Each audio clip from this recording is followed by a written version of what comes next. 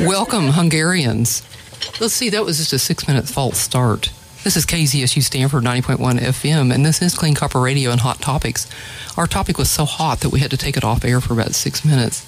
But now we want to welcome, we're gonna like introduce our group talk with Hungarians by introducing you to Balázs Erdei, that will explain how it is that the Hungarians got here to begin with. And Balázs Erdei is the Vice Consulate of Hungary in the San Francisco Bay Area. He's the Consul and Science and Technology Attaché. So, yeah, tell us how all of these 5 got selected, and why are you here? Of course, it's maybe sort of obvious, but we're excited that you're here at KZSU especially. Oh, thank you very much, Charlotte, and good day to the listeners. Thank you for having us here. Thank you for the opportunity. My government, the Hungarian government, decided about 2 years ago that we need to establish a diplomatic outpost here in the Silicon Valley.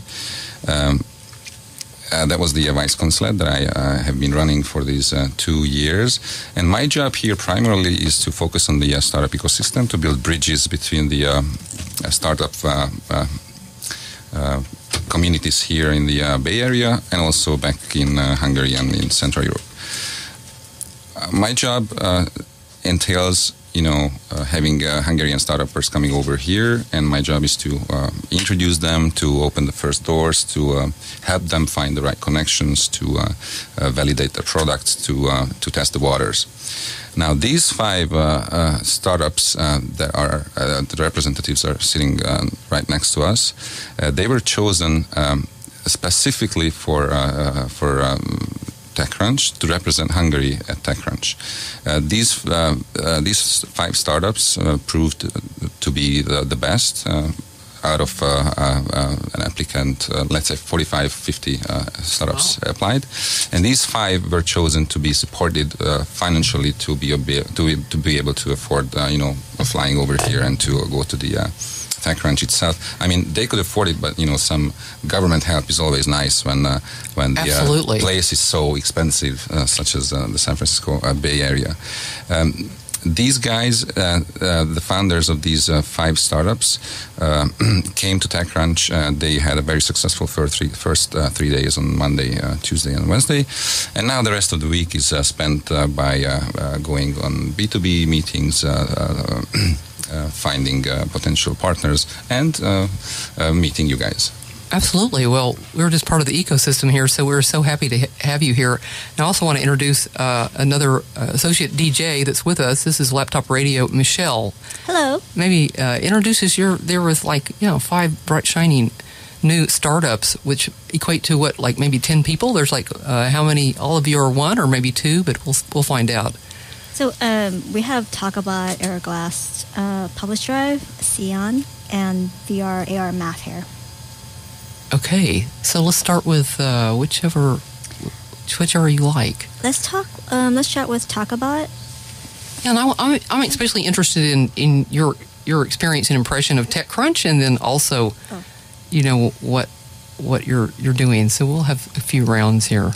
Thanks. My name is Ákos Daliaga. I'm one of the co-founders of Takeover, and we came to TechCrunch in order to test our seeming competitive advantage in the Bay Area and come and test the market here. So we were quite surprised to see the event, and we were expecting a lot from the whole 3 days experience. We were featured previously on Mobile World Congress in Barcelona, at Web Summit in Lisbon, and also at CeBIT in Hanover. And those events are much bigger and much more shiny than Pier 48 here in San Francisco. But to see the quality of the people, the number of VCs, and also really all the startups and the great ideas and how they are, we saw much higher quality than in those European events. So we are quite happy with the 3 days, and also based on all the feedbacks that we got from executives of big companies, we seem to have an edge here as well, and we'd like to continue to penetrate the US market. Yeah, welcome to Silicon Valley. Thanks. Let's move to Aeroglass right now. You want to introduce yourself and just give us an impression of TechCrunch? Sure. My name is Ákos Marui. So we have two Ákoses in the team. I'm the founder of Aeroglass. I'm also kind of a veteran to such events, so I have a comparison base as well. I found the matchmaking process at TechCrunch quite effective, so that we could set up meetings prior to coming here. We could kind of look through all the VCs and see who are interested in our fields, which is augmented reality and transportation. So that was something quite positive. What we found kind of difficult, though, is the last day was overlapping a game at the AT&T Stadium, and so logistics was super difficult. Thank you. Okay, let's go to PublishDrive. Hello, my name is Kinga. I'm one of the founders of PublishDrive, and I have my co-founder here as well, Robert. Hi.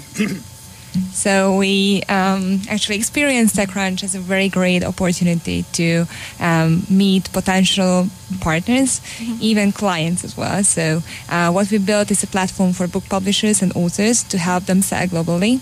And so basically with only a few clicks they can get into 400 stores and 240,000 digital libraries as well. And it is very great to see that in the startup community there are so many people who actually wrote a book. I wrote a book as well. Oh, so you are a potential client as well. So basically that was one of the goals, to actually spread the word about PublishDrive and meet potential clients, and of course to meet potential investors, especially in the Series A and B field. So for the next round we wanted to build relationships, and because we know that VCs are like that they want to get into basically a marriage. So first you have to date them and then you fall in love and then you maintain the relationship. So that's why we came. Yeah, that's awesome. Okay, let's go ahead to SEON. Hi, I'm Benz from SEON, and Tomasz, my co-founder, we're co-founders, is also here. Hi. So basically at TechCrunch, we came here to see the Bay Area and then to check out the landscape. In our terms, we work in fraud prevention, so we protect online businesses from credit card fraud, as well as various other types of login authentication and so on. Nevertheless, we mostly focus on the European market currently, as in the US. We feel that there's a higher number of competition at the moment, while in Europe it's more unsaturated. So we came here to actually see what this landscape holds for us, and to see how much of the idea we can validate in this part of the world. At TechCrunch, it's a really noisy event, I would say, and that's my personal opinion. So you really have to go out and do your best in terms of networking and pick out the cherries. But I think we managed our best. Thomas, what do you think?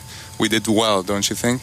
Yeah, of course, TechCrunch is a really big event. You know, it has different type of startups and industries, so it has no industry focus. But I think we managed to meet quite a few potential investors and potential clients. So I think it was a really good experience. Good stuff overall. Awesome. Is VR, AR, math here? No? Okay, we're going to skip VR, AR, math. Well, let's see. What if we have the colleagues? Could you all tell us about VR, AR, math? VR, AR Math does virtual reality-based math teaching, actually. So what they do is they have these VR glasses, which are quite cheap, and that's one of their USPs. I mean, it has to be low cost in order for these schools to actually manage to buy it. And what they do is they set up three-dimensional models, which makes it much easier for the students to actually understand and the teachers to actually give over what's there to teach to these students. So that's the basis of what they do. Unfortunately, they didn't show me a demo, although I was begging for it all of the 3 days. But they were too busy talking to other people, so I'm sure the TechCrunch conference went well for them. I could check their demo, and I can explain that basically they focus on teaching of geometry. And the students can check with the VR stuff to check the shapes in the space. So this is the point of their service. Awesome. I want to talk about your aha moment, and I just want the chat to be a little bit more interactive, so anyone could kind of jump in, because it's a conversation, or you know, where you can tell your story. So you know, what is your aha moment? You know, and when you share your story, I just want you to also mention your name and your company again, so that the listeners will remember. So my name is Ákos Taliaga from Talkabout, and we are an enterprise chatbot company. So we build these custom products from pre-built components to companies who want to chat with their clients on the social media platforms. And we started last year when I was sort of finishing my MBA program with Gary, who's also in the room. And we sat with NASDAQ. The chief marketing officer of NASDAQ was presenting to us in a New York field trip. And they were saying that they are using Snapchat, Facebook Live events, and other sorts of social media platforms to connect with people, because they see it as a social threat that people don't want to have IPOs to NASDAQ later on if they don't communicate to the younger generation. Right. And I already had the idea of creating this chatbot company. So I asked the marketing manager of NASDAQ whether he wants to have a chatbot, and he said, yes, it's the next on my list. So in 2 days we prepared the pitch to the guy, and we were pitching it in the NASDAQ studio where they ring the bells. So it was really exciting, and it gave us the real push to start the company. That's a very good aha moment. That's awesome. I can't really share a personal aha moment, but I can share aha moments of the journalists that we demoed to. In our case, our solution is based on transportation domain, so it's very difficult for us to demo something indoors. So what we did is that we set up a car-based demo outside of the venue, and we invited journalists to sit into our car, and then put on our smart glasses, and then they would immediately see a new world through the glasses in that area. And always the smile on their faces when they first encounter the augmentations that we do. That's always a very reassuring moment. Let me ask you a question. So I've been to CES this year in 2017, and there's an AR event where I sit into, I think, Mercedes or a Lexus, and there's an AR screen, but it was just very rudimentary. It's just like a sign, and I was like, what? So how is your company better or different from that? Well, first of all, our solution actually works in a moving vehicle. The demo you saw does not. Neither does BMW's demo, and those are the only two demos out there which have been showcased publicly. Okay. So that's kind of a big difference. A car is nice, but you have to move it at some point, right? Right. And the other thing is that we are using smart glasses. So in our case, the visuals that we display, they work in all directions. So you can turn your head around, you can look left and right, up and down. The visuals are always going to be there. Even you can look through your own car's chassis, through the blind spots of the car, and our visuals are also going to be there. So is that a 360? 360 view. Got it. Great. Probably we also can share not our but potential customers' moments. That also happened on this TechCrunch more times, but also happens regularly. That as we help our clients to sell ebooks, and we tell them that we can sell over 400 stores worldwide. And they ask us that, my ebooks are sold very well on Amazon, and we describe that Amazon is only one channel of this 400, and especially in the States, the ebook stores means Amazon for most of the people, but as they have serious market share, it's absolutely not the only market when ebooks can be sold. According to our numbers, it doesn't reach the 50% of the market. Yeah, I think there's a need for marketing for sure. And how about the fraud prevention? Yeah, I think for us, just a general aha moment was seeing the amount of people that approached us at the event, and they actually understood what we do. So looking at university students, fraud managers, to just investors, and I think that made us realize that here in the Bay Area, there's really a big understanding of our solution, and while in Europe, a lot of times we go to conferences and we meet all of these people and talk to them. Sometimes we have to tell them for 10 to 15 minutes in terms of what we do, And then that's the aha moment for them. But on the other hand, I think really just realizing how many potential partners and useful chit-chats we can have here, I think this could really bring us forward, and that was our aha moment, I could say. Let me ask you a question. So on Monday, I received a text from Wells Fargo that says I need further verification. I just opened a bank account. I went to Wells Fargo yesterday and talked to the representative, and it turns out that it was a fish text. So that was fraud, right? So what would your company do to correct that or prevent that? Yeah, my name is Thomas, the co-founder of the company. So basically, a lot of people get phished and their login credentials being stolen, username, passwords. So in this case, fraudsters steal the authentication points, and they can log into your account and then try to move out money, to send money to themselves, or they can use stolen identities and set up a new bank account. They can do laundering money and this kind of dishonest activities. So our solution is, in one hand, a KYC check at the point of boarding to the online platform, so setting up a new bank account, and also we can protect account takeovers. So basically we can be integrated to the login points, and we can just prevent fraudsters to log into your account, and this way we can set up a dynamic two-factor authentication, so we can improve user experience and still keep people's accounts secure. Okay, I'm going to go right into the next question. And the next question is, what is your competitive advantage? And I think you guys can continue and start first. I think one of our major advantages is, and when we were setting up starting the development of our business, this is what we realized, because we were actually working on a Bitcoin exchange and we had a high fraud rate. That's why we moved on to fraud prevention, because we realized that there's not any capable solution for us. Nevertheless, we pretty much combine an ease of integration together with a depth of functionality, and therefore we overcome the biggest hurdle of the current competitors on the market. And what is the biggest hurdle?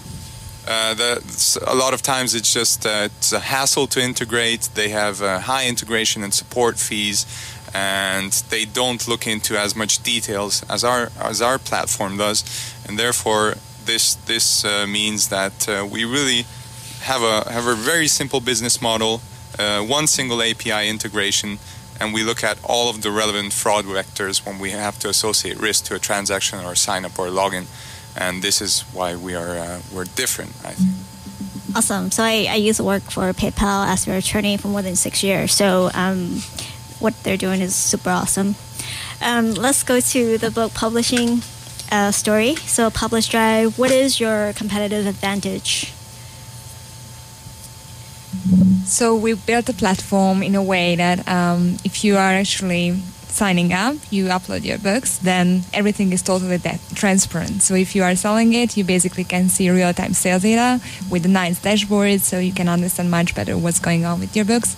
And on top of that, we are actually selling in more emerging markets as well. And of course, we give you the best royalty options as well, meaning that in the end you can earn 3 times more than if you are publishing only an Amazon Kindle, as Robert said before. So it's really important, in my opinion, for the authors, for the indie publishers, that they can get more independent from the big major retail stores, and they actually can get their message out to the widest network of readers.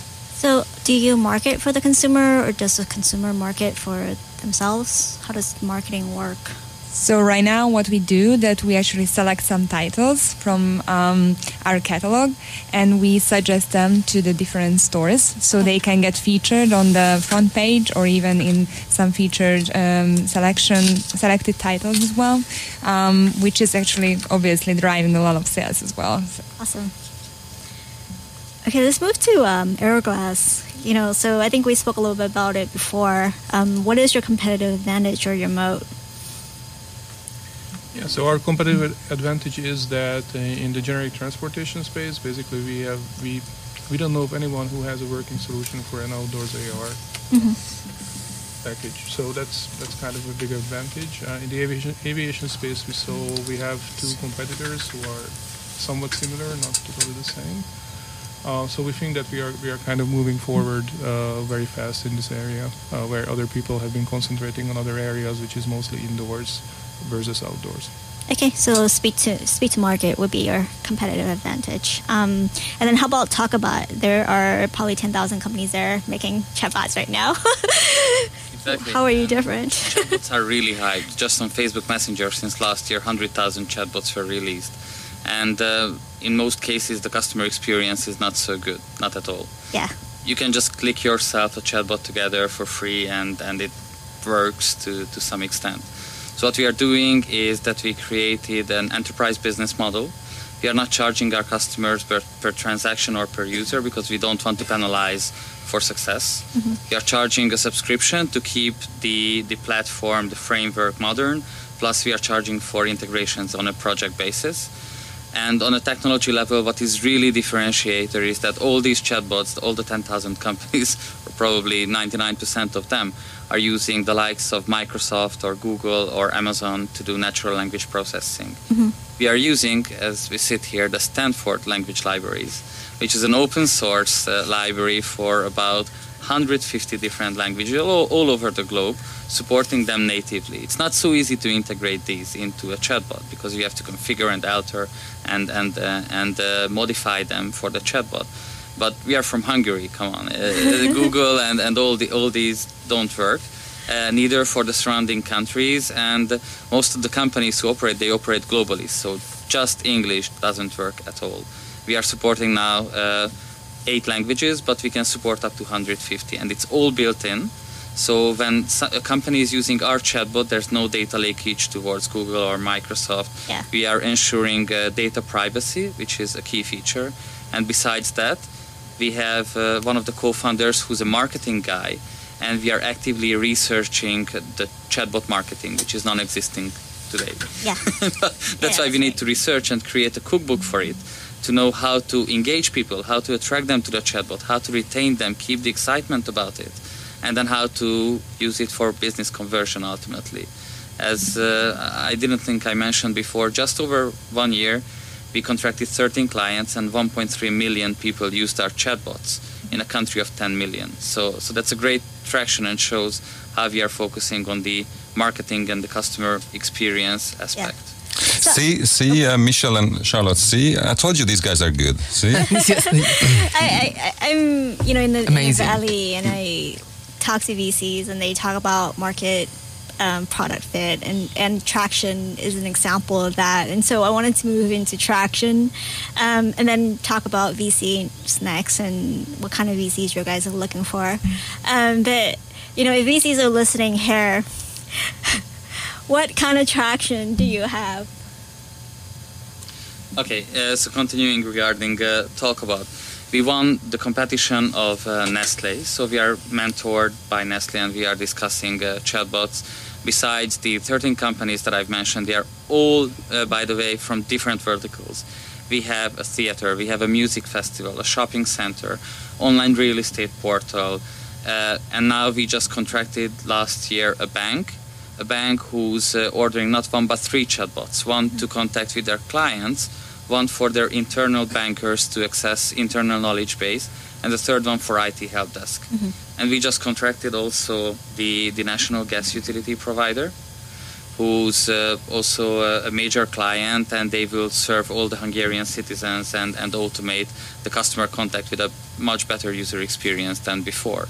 So regarding traction, I think we have a lot of that. We have technology partners like Microsoft Azure. We integrated with PayPal. We are incubated at Central European University, and we're listed among the top 20 fintech companies to keep an eye on by Forbes in Hungary. Okay, awesome. How about like Aeroglass? Like, do you have traction? How is traction light, building traction light in that industry? You mean traction in terms of VCs or traction in terms of customers? In terms of customers or users. Yeah, so we are kind of in a peculiar situation because we are kind of a bit early to the market in terms of the hardware. The smart glasses themselves, they are a bit too heavy and unfashionable or ugly for generic use.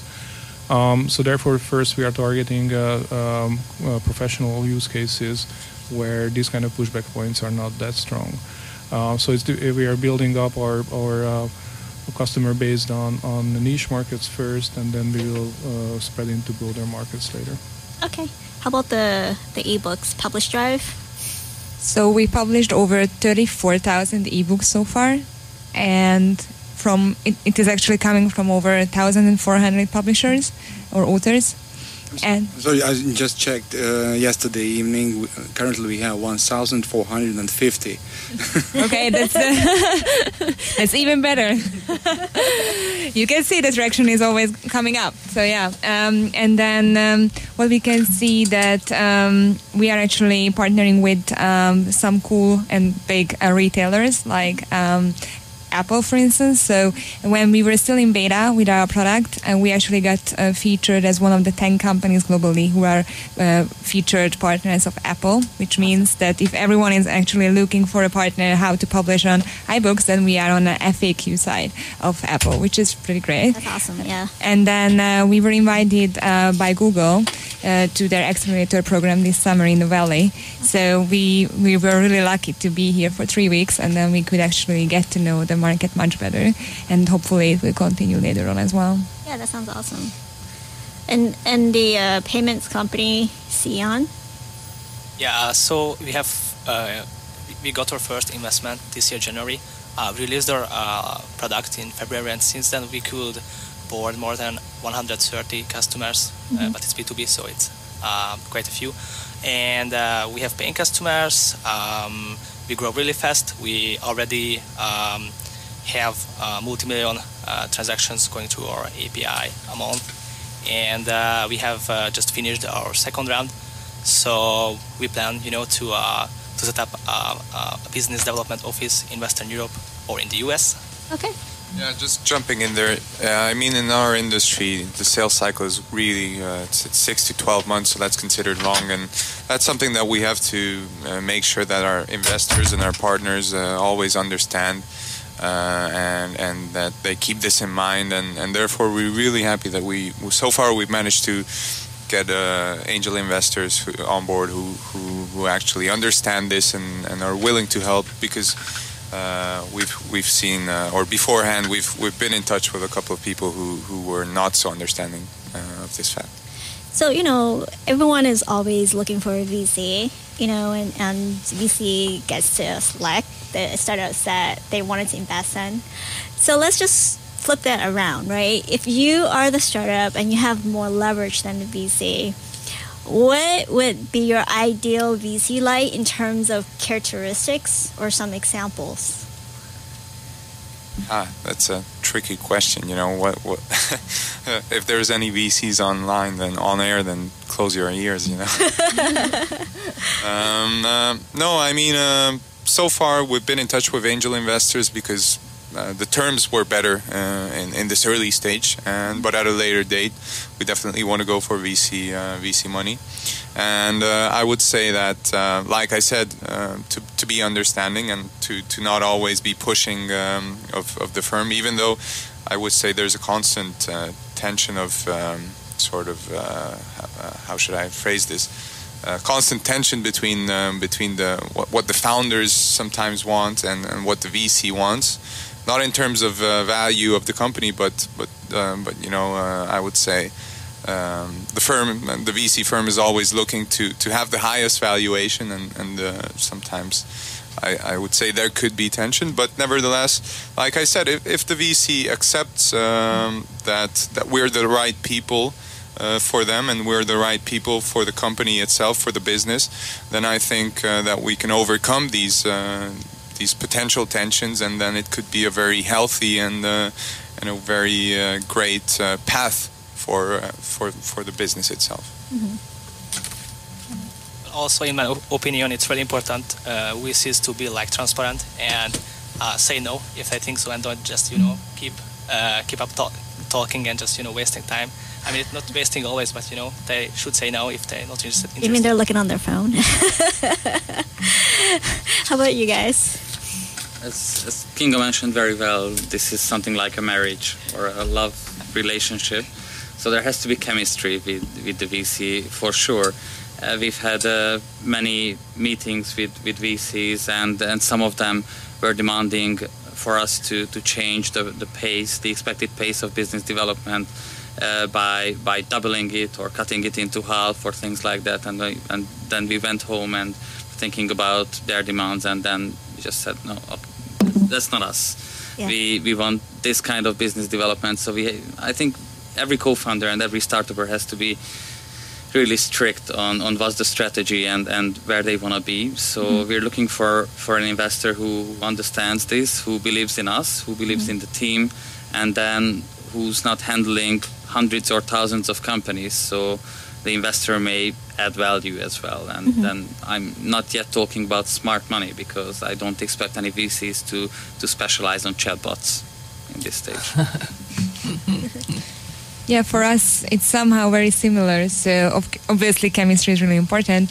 But besides that, the mutual thinking that we actually can agree on the strategy as well. And they understand the pain of the founders too.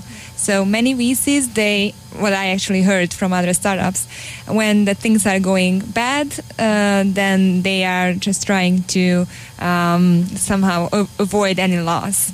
And of course, for the founders, it's a loss as well. So they have to really think through what is going on and how they can overcome those kind of issues. And on the other hand, what we are looking for always in a VC that first of all, founder friendly, of course, but that they know something about the industry. At least they had some kind of startups either in the educational sphere or in the media or publishing, so they can at least see how this kind of area works, and they can show us some other cool areas where we can expand to. And what is really important for us, if we are actually moving into one direction from a strategical point of view, that they can support us, not just with the money, but with strategical thinking, with any kind of connections where they can actually bring something more to the table. Because I believe you can get money very easily from Hungary as well, but in our case we are looking for money from other countries. And right now we are actually in the process of closing a seed round, and if everything goes well, it will be closing in the next few weeks. And that's why we came here for the TechCrunch, to meet the next round investors from Series A, B, to get on their watch list and start this kind of, not marriage yet, but at least the dating period. And then to see how we can grow, because obviously investors are really smart. They have seen many difficulties, they have seen many startups already. So if we can get any kind of feedback on our business model, on our future plans, then we always learn, and we actually can get better results in the end. Yeah, so I'm just really thinking about what you said about relationships and about dealing with difficulty. I know some of you seems to have very good relationships with your co-founder. What is your stories about finding a co-founder? How do you guys find a co-founder, and how do you decide to work together? Yeah, with Robert, we met at the university. Yeah, we knew each other, and when this whole thing came up, we decided to work together. Yeah. So. How do you divide up labor? Like, who is the CEO, who's the CFO, who's the COO? I mean, and how do you divide up work, right? Yeah, based on the personal skill set, I think that is one of the most important things what you have to actually consider, because obviously Robert is really good in all the technology and all kind of IT management, so he's perfect, and he's really an expert on that. I'm having a business background mostly, so that's how we actually can divide the work. Awesome. Yeah, and about the labor, it's all about the friends or former colleagues that I had a lot of jobs just before we started this company, and I had a lot of good colleagues, and as we grow, I invite them to come and work with us. So it is much easier at this state. Of course, it can be scaled for too much, but at our current state, it's absolutely working. Yeah, I think that's the same thing that the CEO of Evernote did. I think I read their story, and they hired a lot of people that they worked for in the past, because they know how they worked before, right? Okay, so talk about, as I mentioned, it was during my MBA program that we started the company. So I had a couple of cohort members, and I was systematically scanning them throughout the program on who to work with later on, and that's how I ended up with Gary, who's here in the room. Plus, I had two other friends joining, Tamás and Laci. Tamás is our CTO, and Laci is our marketing officer. And I know Laci from my Kung Fu background. I've been doing Kung Fu for 17 years. We've been training together for about 15 years, so you know the guy quite well through that process. And also Tamás is a long-time friend, so I know their personality and also their skill sets. So it's not only that we have the right skills in the company, but the right personality. I'm more long-sighted and maybe a dreamer, if you can call it, while, for example, Laci is more goal-oriented, that helps us to survive the next day, which is very, very important in case of a startup, while Gary, he just knows everything. Even his business card says problem solver. So that's awesome. That's good. Yeah, that's pretty awesome. So in the case of SEON, Tamás and I met through university as well. So we met around 4 or 5 years ago, and then we became really good friends. He was doing business IT, and I was studying business and management. And then we were huge Bitcoin fanatics. This is something we talked about for hours and hours in the afternoons. And then one day Tamás had this. He was working on this Bitcoin exchange that I mentioned previously, and we were faced with a lot of chargeback. And then this popped up into Tamás's mind actually, and I would say that in our team he's the dreamer, like Ákos mentioned before, and I'm a bit more skeptical all the time, and that's how we find the synthesis between the two personalities. So it's all good.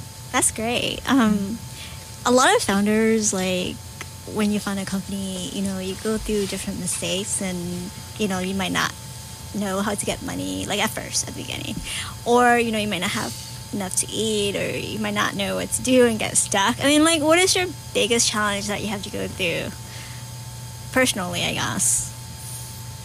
Our biggest challenge, it's something. Our long sales cycles are definitely a challenge. So really, and it's something that we have to learn to deal with because I mean, in terms of IT development, it's quite a straightforward roadmap. In terms of business development, it's where we've learned so much in the past 2 years, and we're still learning, and we have a lot to learn. So that's definitely a challenge ahead of us. But I think that we're doing our best, and that we've come to a good point. Tamás? Yeah, I think it could help if you find really good mentors who give good advices. So I think that's really important. So in terms of the long sales cycle, and since I was negotiating transactions for PayPal and closed those deals probably, what is your biggest challenge in terms of that? How do you solve that? And do you contact customers ahead of time? Do you target customers early? Or do you hire lawyers to close those deals? Do you know what the issues are? I mean, how do you resolve that? Yeah, we have several channels of going for these customers. On the one hand, we have an inbound marketing strategy where we do online content, and that's what's pushed outside, and it brings some leads. On the other hand, we also have quite a strong outbound strategy where we do cold emailing, which we were skeptical of at first when we were validating it, but it turned out to be a really good way of generating leads. So we send out mass emails, put them into email cycles, they start replying, getting back to us, and then we have around 8 to 10 demos a week based on this. And then there's another going to conferences and expos like TechCrunch. Well, also, direct approach is really important in this industry because face-to-face meeting, gives the trust. And I think until the point where we do like historical data analysis, so we offer our potential clients to like analyze your data and show you the value of our solution. I think to reach that point is the hardest, to prove that it works, to analyze your historical data. And after this point, signing the deal, signing the contract is pretty straightforward. So after they see the value, you can sign the contract in 2-3 months. Yeah. It's just that we have to find that sweet spot. If it's the wrong time, then we can do anything, and then it's not going to happen, So it has to be the right time. Yeah, and also, you have to get to know the stakeholders in the company, like who are the decision makers. So, like, if you have a contact who is not a decision maker, like you're just wasting time. It's really important. Yeah.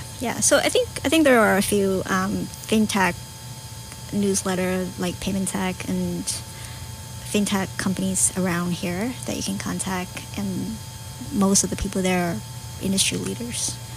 So. Let's go to PublishDrive. What kind of challenges have you guys gone through? Like the biggest one? Let me say some personal. My role. I'm the CTO, and it's a very big question always. That we have our development plan roadmap. That's what we would like to do. We are really proud on that we react so fast to our customers' needs, and it's always a very, very hard thing to decide when a new request comes in, that we stick to the roadmap that we decided 2 weeks ago, and we want to continue and finish those features that we decided to finish, or we say no, it's much important to react to our customers' needs that is just dropped 2 days ago. So it's all, as a startup, it's really hard, I think, to decide sometimes. So which is the better way, which will serve much better the success of the company. Mm-hmm.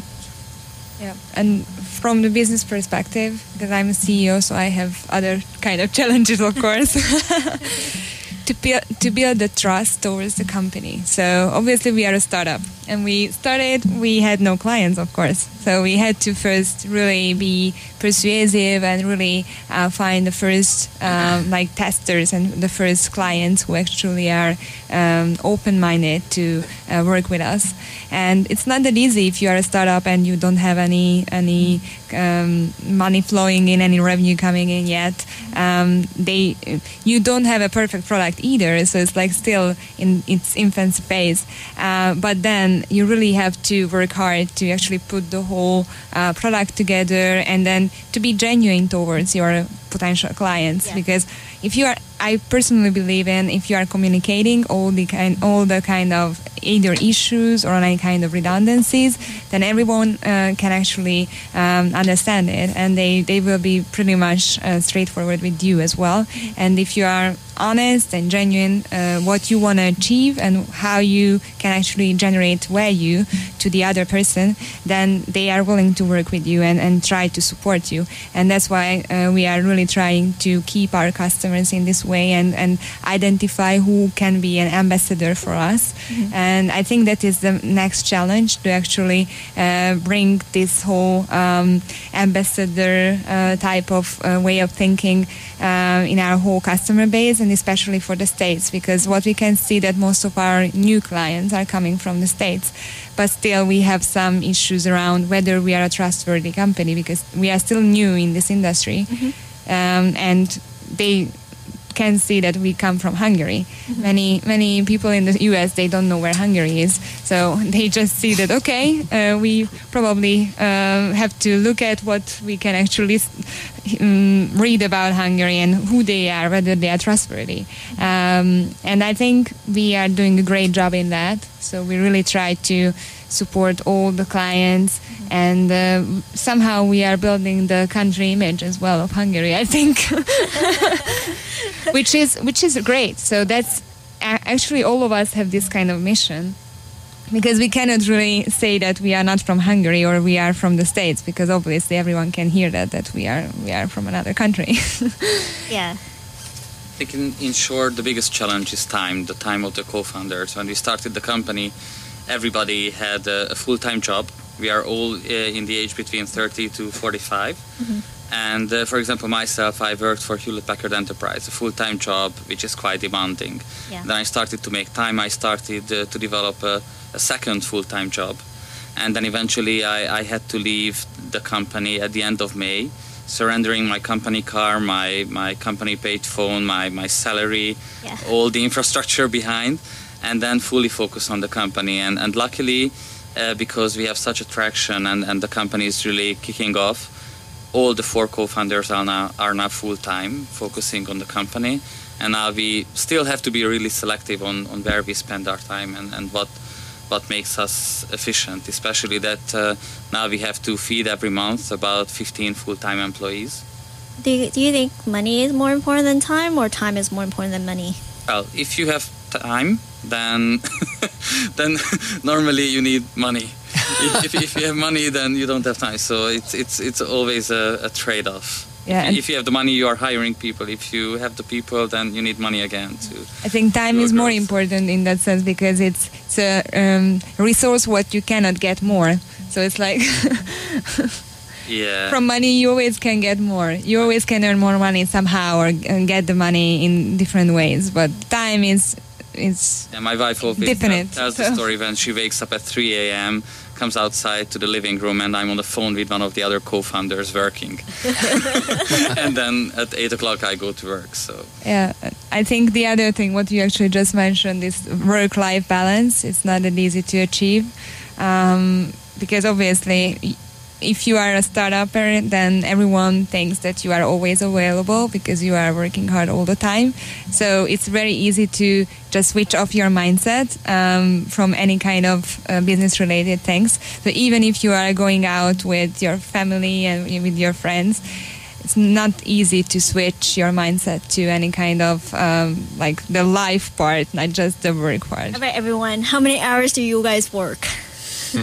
Just jumping into a previous thought, I mean, especially if we're thinking of global business here, then because of the time zone differences, then you have to be available in the middle of the night as well.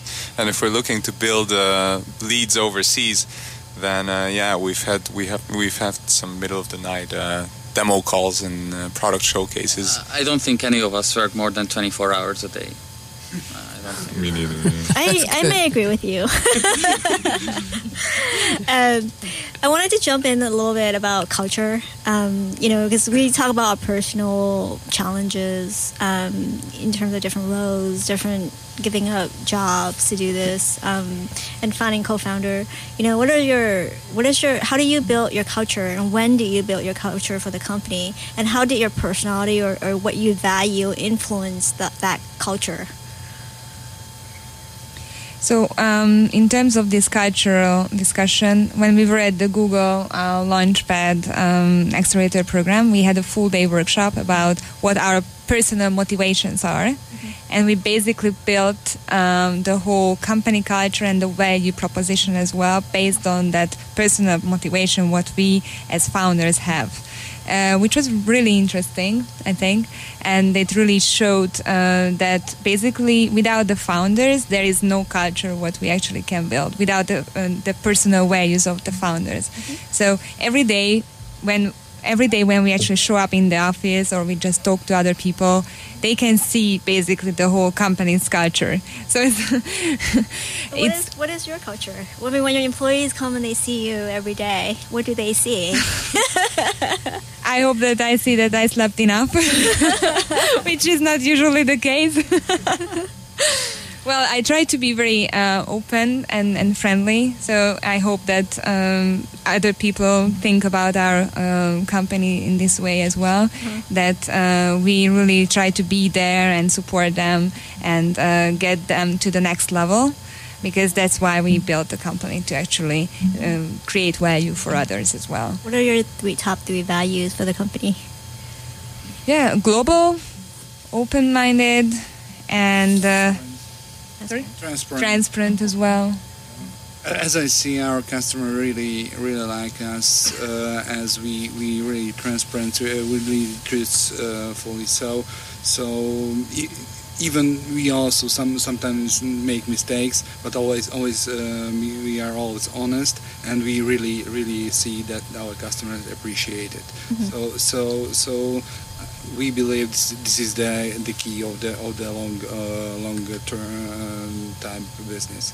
And it really works according to our customers. Yeah, let me tell you a very short, funny story about this kind of honesty and transparency thing. Once we were actually sending out some emails to our customers, and there was some mistake or some error. So we basically addressed the customers and we used wrong names. Switch the names and the email address. Yes. So that was a bit interesting. And then some of the clients just wrote back to us, okay, guys, it's not me. What happened? Is something wrong or what?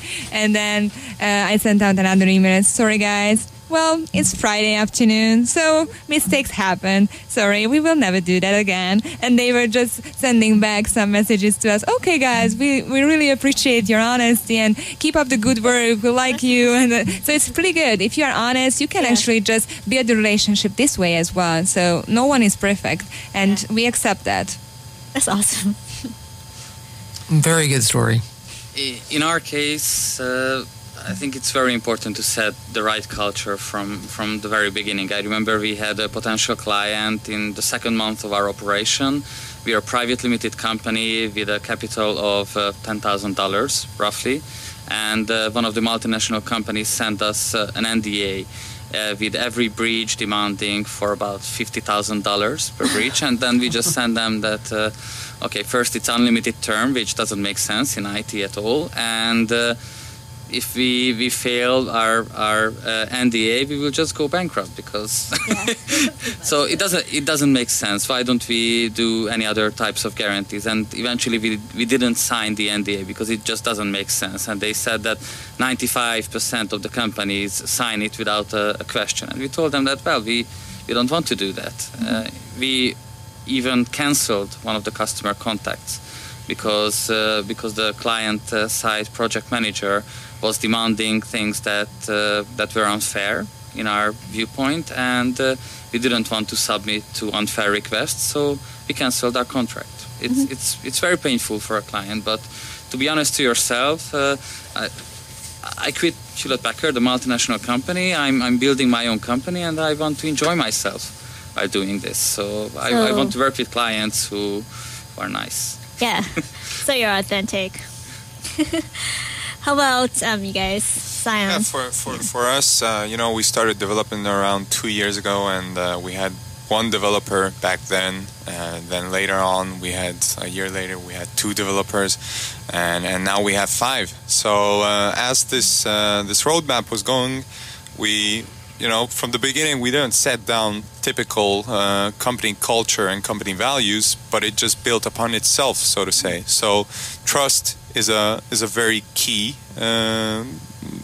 term in our development and in our growing as a company, and I think also towards our clients, trust is also a very key term, because we're handling personal data of people. We're handling email addresses, credit card hashes. We're handling device-related information, IP addresses, and so on, and we're storing all of this data, and our customers have to trust us that we are able to manage all of this information and data in a sensible way, and that's just the same in all of our company. Once we go in the morning, as motivated as can be, I think trust. Thomas, you? Yeah, I think transparency is also one of our key values, but everyone have to take pride of their work. So there's no they have to understand what we want to achieve, what's the vision. We are building something together, so it's really important. How about, since we're going to talk about privacy, and I think data in the age of AI, AR, VR are going to be really important, especially with the future. And some people might argue that Facebook is the death of privacy, and I just feel like in the future, privacy is not just going on Facebook or on Snapchat. It's going to be our faces, our eyes, our persons. It could be our thoughts, our consciousness, it might be our brain. So how do you guys, with respective to each company, how do you address privacy, and what kind of things are you concerned about in terms of privacy, and how do you address that? For us, like I mentioned, we handle all of this data and we make decisions and we build our decisions based on that. So our output, which tells decline, accept, or review, is based on all of this digital footprint of an online consumer. So privacy is an issue. But I would say, and in Europe, the GDPR Act, which is a data handling act that's coming in place soon, says that fraud prevention is of legitimate interest, and when you're handling data for fraud prevention reasons, there should be an exception, and it's of legitimate interest. And I totally agree with that. So if we're fighting for the good, then let it be this way, because we're preventing losses for businesses, which can mean millions or even billions of dollars on a yearly basis. With payments, I know even besides that, of course you have to have, PCI compliant in the U.S. and a bunch of other regulations that govern privacy, and with cross-border and moving into the U.S. market, how do you plan to address that? Yeah, well, actually, we don't handle data which is part of the PSI DSS compliance. So, we don't handle real credit card data. And for this reason, from our point of view, our clients have to put in their TOS that they are sending data to providers like us.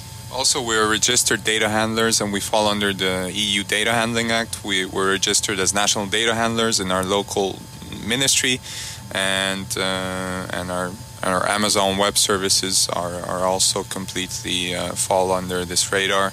They're based in Ireland, so we're completely covered in these terms, legally speaking. Okay, awesome. Thank you for the question, because this is another differentiator for ourselves. Yeah. Most of the chatbots are in the public cloud, and they are not really safe from a data privacy standpoint, because people are sharing personal data with these programs. We had one of our clients, an online recipe portal, where a guy just submitted a photo of a girl asking whether he should date the girl or not, in the opinion of the chatbot. So this is just a tricky example, but really in case of the banking chatbot that I've mentioned, we will definitely handle very sensitive data. And all of our chatbots can be installed on-premise, and they are all dedicated programs with dedicated databases to that specific client. And the data's owner is, in every case, our B2B client. Okay. And we are ensuring them that the data stays there. In case of credit card data, we are using other means of technology not to store such data. You guys make chatbots on Facebook and other platforms that... Yes, we are a global preferred enabling partner for Viber, which has 900 million users, and they are very, very popular in Central Europe. In some countries, they are even more popular than Facebook. We have many Facebook chatbots. Now we are building Skype for Business chatbot, and also many clients demand an embedded browser widget that is automated with our chatbot. How do you protect these personal data? I mean, do you put in a different server? Do you just allow certain people access to it? How do you manage these data? As I mentioned, they sit on a dedicated server to that specific client. And in case of the bank, obviously, they are ensuring that their security policies are there. So all the firewalls or the DDoS prevention methods and everything else is in place. Okay. Awesome. In our case, the financial data that we store is minor, but all we store, trying to store it encrypted. What is much more interesting and important in our case is the right protection. It means that the ebooks should be protected against the unauthorized copy.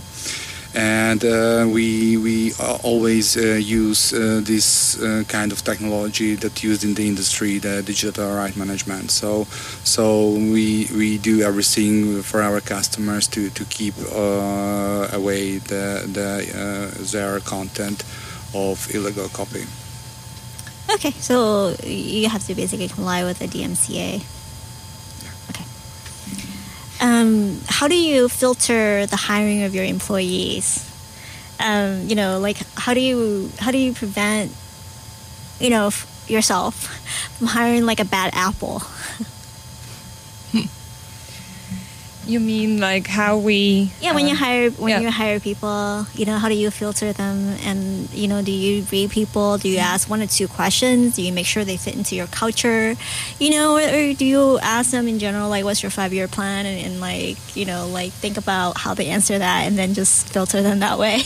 Yeah. So just quickly before your answer, this is KZSU Stanford 90.1 FM on a station ID, and we are speaking with 5 startup companies that have come in from Hungary to TechCrunch, brought in by their own government through some competition, I imagine, and that would be through the consulate of Hungary in the San Francisco Bay Area. So, yeah, continue on. I want our listeners might just be joining us, and we're welcome to have you all here again. So continue on your amazing startups that we're interviewing here right now.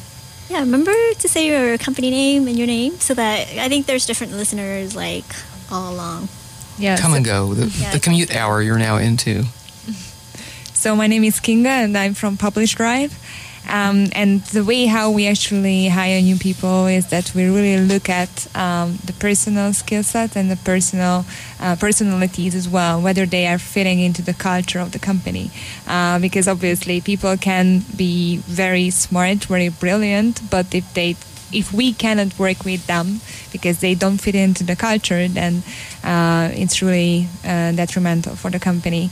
And what we are always trying to keep in mind, that we want to have fun. So when we are working together, we are not just like coworkers, So we try to build a culture in a way that if we are having a new team member, then we can actually go out and have a beer together and we have fun. And what we always try to do that we always try to give them one task, one challenge that they should solve, and describe us how they did that. And these challenges are not just for their hiring. They are really challenges within the company, and this is such challenges that we haven't solved yet on our now. So this task is they are real tasks.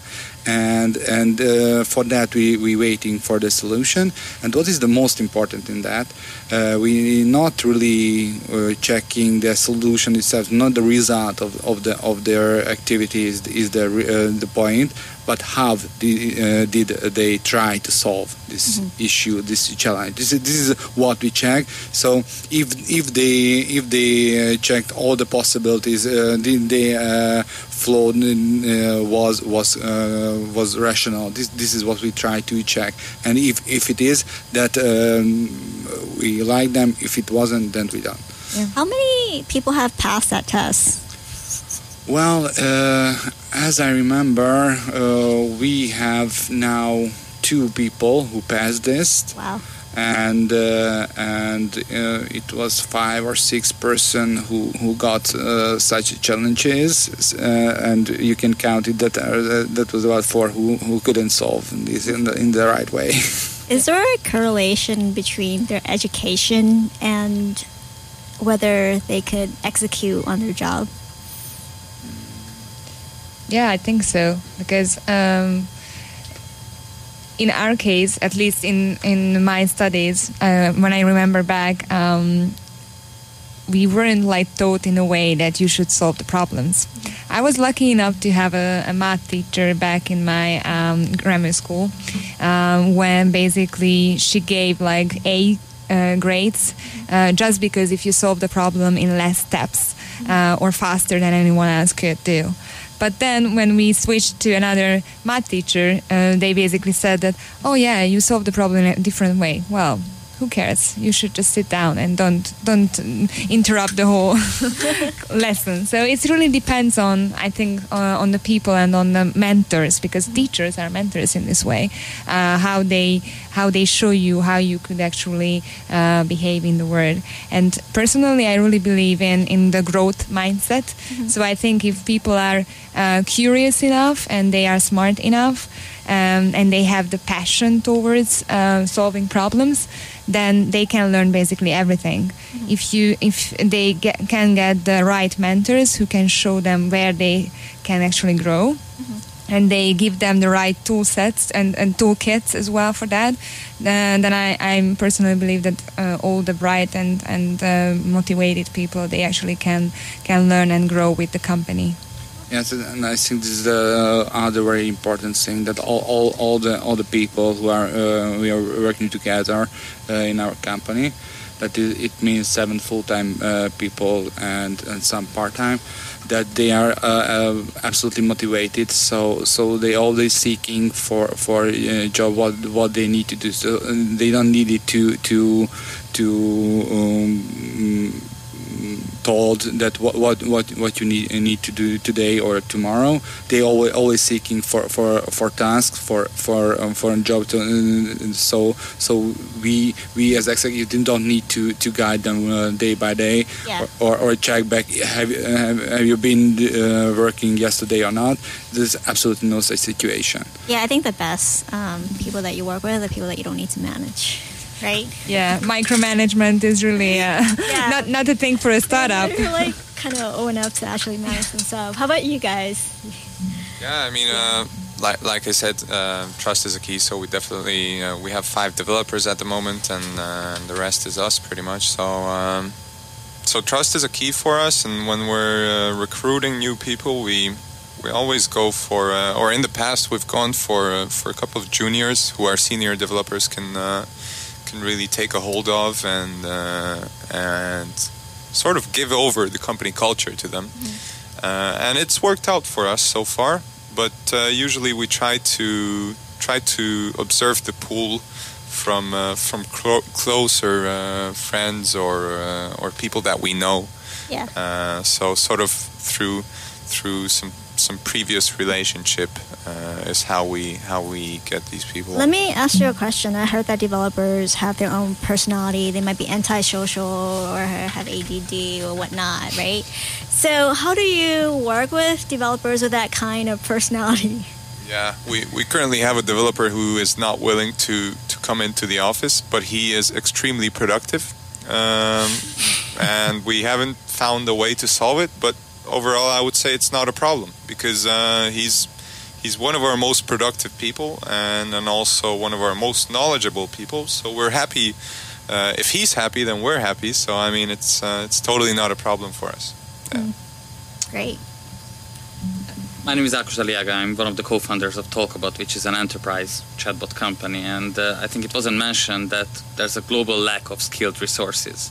So any company who can hire anyone is very fortunate, and it's also a sign of traction, in my opinion.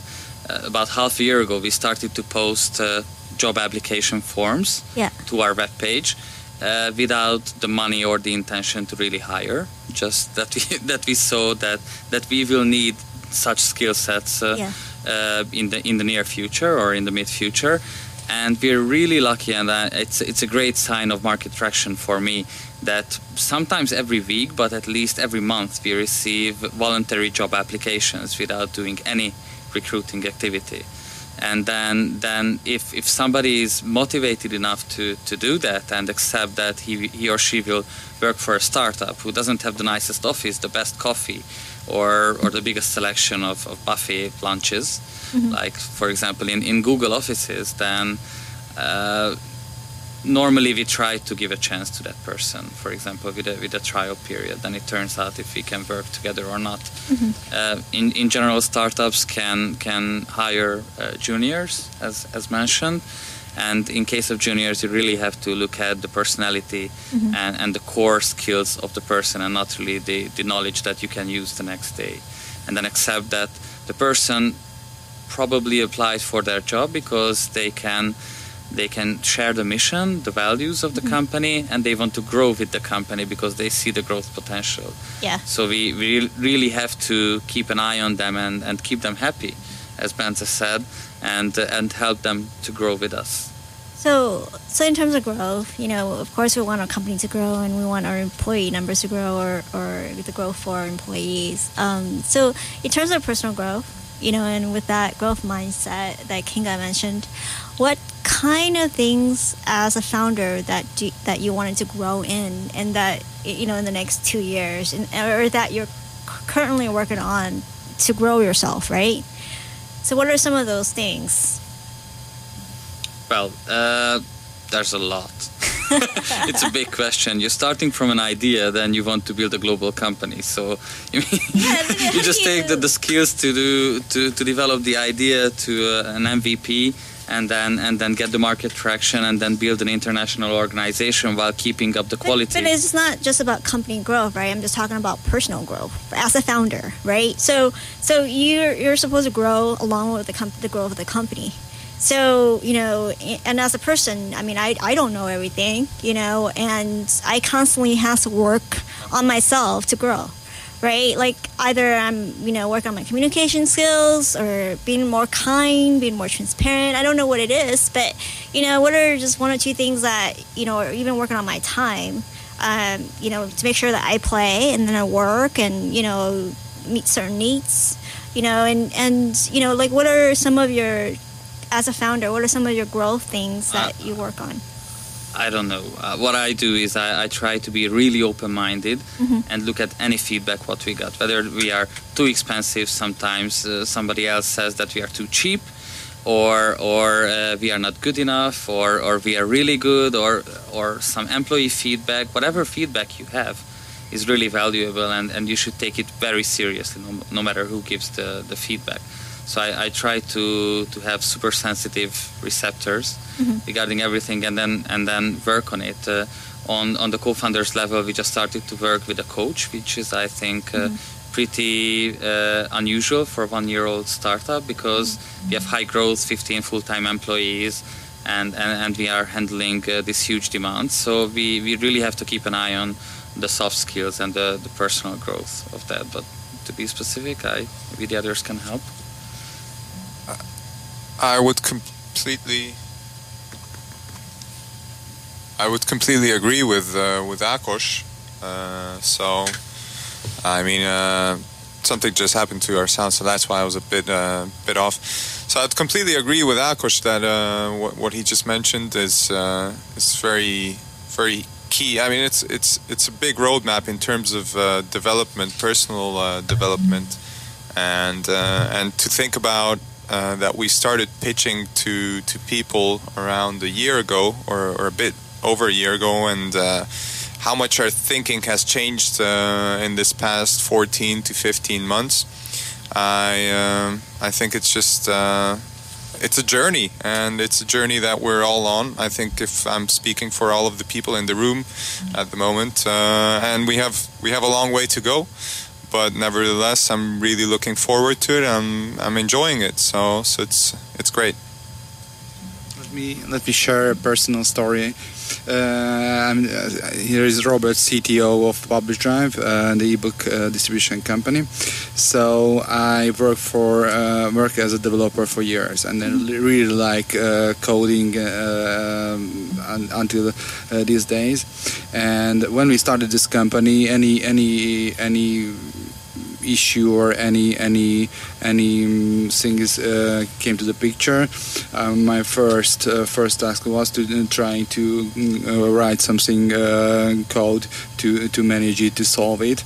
But after a while, I learned that to not try to code it, but to check if any solution already provided, and in 100% of the cases it's already done, and to integrate it to your system, it's much more faster than do it on your own. So this is always this kind of perspective. Of course, it's a very such small thing, but it also can really speed up the processing and help to build your company. For me, maybe I will be the most specific in this question. Well, I want to work on the public speaking skills, that's for sure. And in my understanding, I always want to work on the strength skills, what I already think that I'm quite good at. Because I want to be not a generalistic person, but more like even better what I am already good in it. And I want to polish my people skills. That is one thing I think always can be improved. Yeah. And that is really important if you are actually building an international and global company. So that is one thing I want to work on. Do you have to learn like different tradition from different culture when you're talking to different countries? You know, how important is that? Yeah, it's pretty much important. So imagine that in the morning I have a call with a Chinese retailer, for instance, and in the evening with a client from the States. So there are a lot of differences between them, of course. Different nuances in terms of culture and... Yeah, especially or even when meeting, for instance, anyone from Asia, they are giving small gifts or they bring their own translators because they don't speak English or they don't want to speak English, but they are communicating very well in terms of the body language and everything. And yeah, there are a lot of differences. Or even with Russian customers or Russian partners, we have another type of way of negotiating. They are pretty much, strict and they are trying to dominate. But here we have some advantage, as me myself, I was born in Ukraine and grew up there. So basically, I understand the style, the perspectives there. So it's much easier for me to negotiate with them. Yeah. Meanwhile, in the States, it's totally different. So people are really caring about what you can deliver. So they are not just about who you are, but what you bring to the table.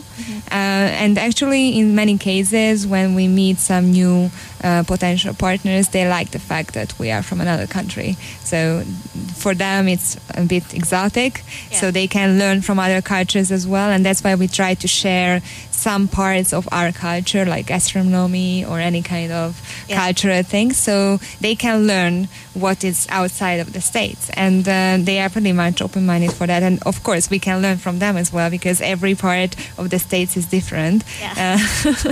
And we are really open-minded, and we are really curious what's going on here. That's awesome. So, Michelle, I have a question about culture, and I want to know about the startup ecosystem and culture in Hungary, and anybody chime in. And I just preface that with I've been a startup Chile, actually guinea pig, like round one in startup Chile, and I think it's so it's sort of beyond fascinating. It's sometimes tragic that a national culture cannot permit failure.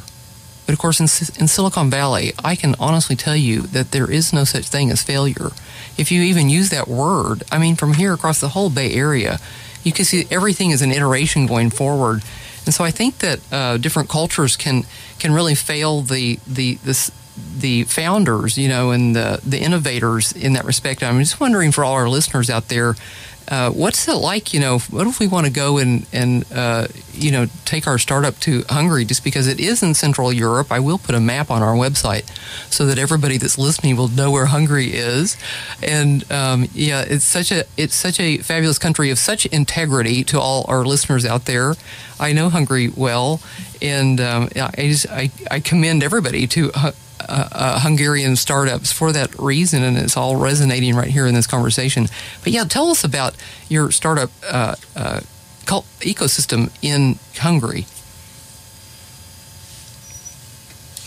I think in the past couple of years, just to jump in, it's really been heading up If I could say this, or if I could use this term, so we've really seen a lot of initiatives from either private or government-based. I mean, just look at us, we're here because of a government-based initiative. So really, they've been doing a lot they've been putting a lot of effort in order to be able to push good ideas and to build a stronger ecosystem. And there's a couple of funds and accelerators which are government based in order to help these startups. One of the things that I think is a bit lacking is that I see a lot of people who would have great ideas, but they're not willing to be outgoing, and they're not willing to be building on their ideas and dreams. And I think that's what we're lacking at the moment there in Hungary. The ecosystem is there, but I think that there should be a bit of a push in the mindset of young students and this new generation who should be willing to try themselves. And I think here overseas there's a much bigger culture based on that. And really, when you have a dream, you may be willing to do anything for it, and if you believe in it, then you really are going to take those steps, which will lead you to success up the ladder, and that's what I think our solutions and our startups are also pushing. This thought process in the youngsters, and it's showing them that it is possible, even though we're a small country, it is possible to go out and build things, global businesses. And I hope in Hungary it helped a lot. We were just talking about in the car when coming here. There are 3 Hungarian startup companies that have such success, and this is a very good example for Hungarian young people who has some idea, and they can see through these examples that yes, it's really can be done. But as I see, this is still the biggest barrier for the young people, that they have ideas, but they don't do anything to it because they can imagine is it possible to do.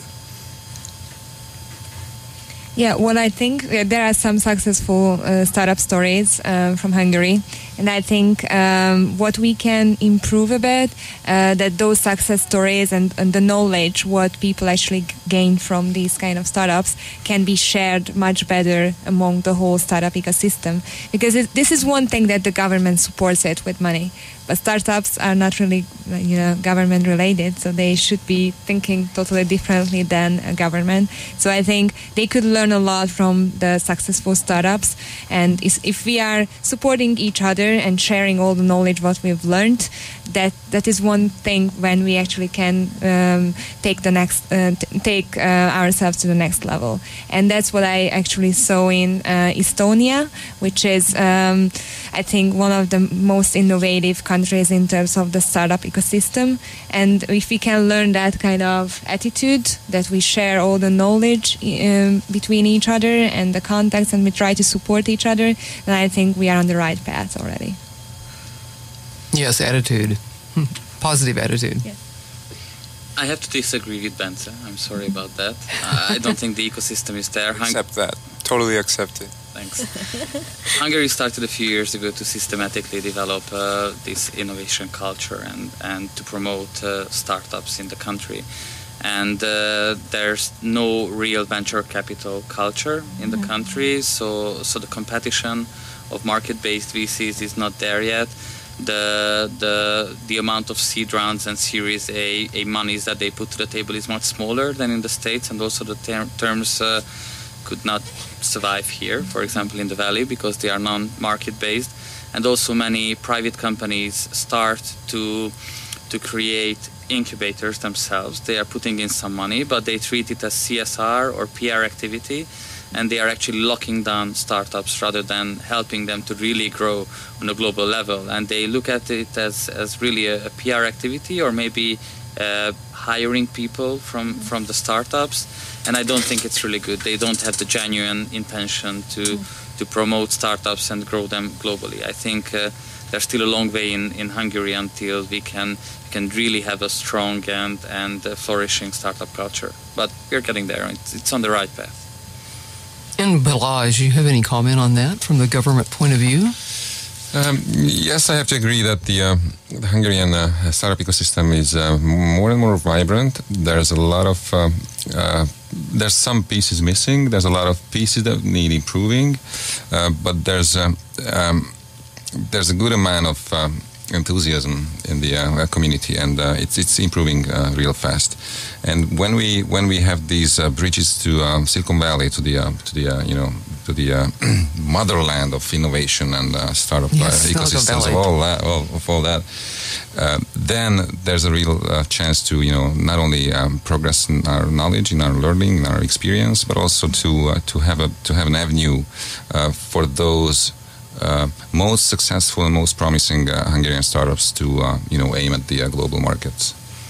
Yes, and I commend all of you to be a successful global startup from Hungary, and from my experience from here in Silicon Valley of over 20 years, it's always phenomenal to me because the ecosystem really grows because it's the startup themselves that come back and set up their own funds, and then they become the VC that is on the same wavelength as the new startups coming in. And that's really sort of the magic of Silicon Valley, is that at one point in time, all of the VCs have been a startup in one way or the other. And so it becomes like sort of a closed bubble at that point in time, and you're not having to depend on, even the lawyers and the investors are all part of the ecosystem. And that's what's always missing in the foreign countries. You can always find, college, even under college age, everybody's ready to launch a rocket somewhere, but then to even convince just somebody even at the university higher up that, like, yes, I can take my rocket out here and put it in the field and launch it, and they said no, that's impossible. And so it's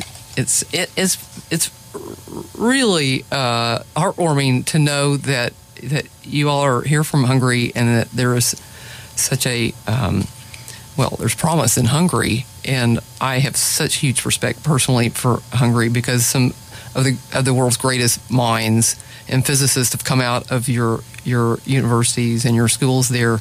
And so I just commend everybody, of all our listeners. We'll have your names and your companies, even just represented on our cleancopperradio.net website. And let's everybody go around, and for our listeners that just have been tuning in, we are KZSU Stanford 90.1 Clean Copper Radio and Hot Topics, and we've been speaking with our co-DJ, which is Michelle of Laptop Radio, and we've been having a dialogue with some selected startups that have been from Hungary that have just come out from TechCrunch in downtown San Francisco. So now go around and give us one more time your ID, your company ID, and so we can your listeners can connect the name of the company with your voice and this kind of thing.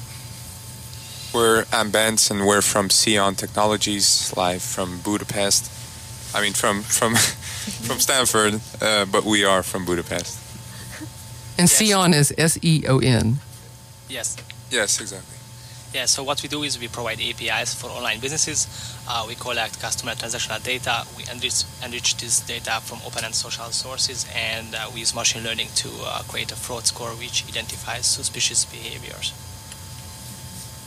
So hi, my name is Kinga, and I'm from PublishDrive, and we've built a platform which helps publishers and authors to sell globally to more than 400 stores and 240,000 digital libraries with only one click. And my co-founder is here, Robert. Yes, hi, Robert. I'm the CTO, and we help publishers and authors to reach a very, very wide range of readers.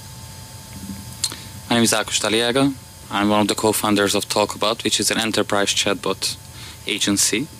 We are giving to corporate customers ready-made solutions to communicate with their clients on online chat platforms. These can be integrated into the client's ecosystems and IT services. And we also have a wealth of marketing know-how to engage, retain, and eventually convert to business these chat conversations. And so if any of our listeners want to contact any of you, do you have a common email, like maybe through Balaj, or you can always email Clean Copper Radio if you like. It's maglev, M-A-G-L-E-V, at kzsu.stanford.edu, but you're welcome to go around and give your email addresses. We'll definitely leave our email contacts behind. But even on the radio right now, for listeners out there, I want them to have your emails. You can reach out to us through info@seon.io. That's SEON.io. Yeah, you can reach us at info@PublishDrive.com as well, and you can follow us on Facebook, on Twitter, and on Instagram as well. So please do that. Or even you can reach us personally at Kinga at PublishDrive.com and Robert at PublishDrive.com. So if you want to reach TalkAbout, then write an email to info@talkabout.net. It's like let's talk about, but without the U. .net.